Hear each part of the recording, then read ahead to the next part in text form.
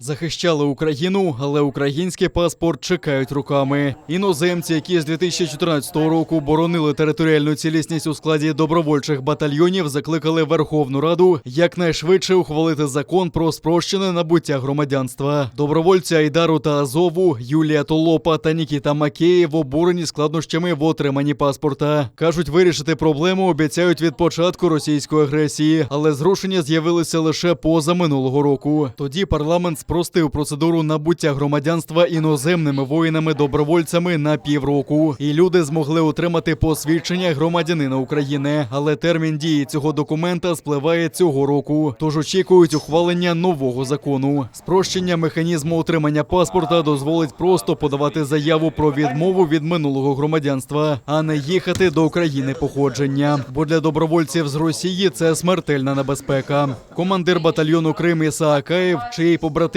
теж чекають на український паспорт, сподівається, що закон ухвалять якнайшвидше. Надо исправлять, так нельзя, это в первую очередь честь нас. Люди пришли нас защищать, а мы их бросили, так нельзя поступать. Это бесчестно и вероломно, так нельзя делать. Мы должны исправить. Я не розумію, чому у 2021 році, на 7-й рік війни, зараз я знаходжуся зовсім без документів. В мене є посвідчення учасника бойових дій, в мене є військовий квиток, в мене є атестат за 11 клас, який я закінчила в цьому році, тому що в мене не було можливості передати документи з Росії з мого інституту.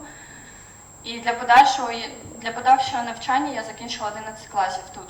Я дуже хотіла поступити в цьому році на навчання, але розумію, що зараз це просто знов відкладається на рік, на два, а то можна і більше. Судову справу ми виграли стосовно встановлення юридичного факту неможливості відмови від російського громадянства. І подали до міграційної справи декларацію з цим рішенням суду. І сьогодні я отримала відповідь, що, мов, вибачте, але закон не передбачає інших якісь відповідей, як ви надіслали нам.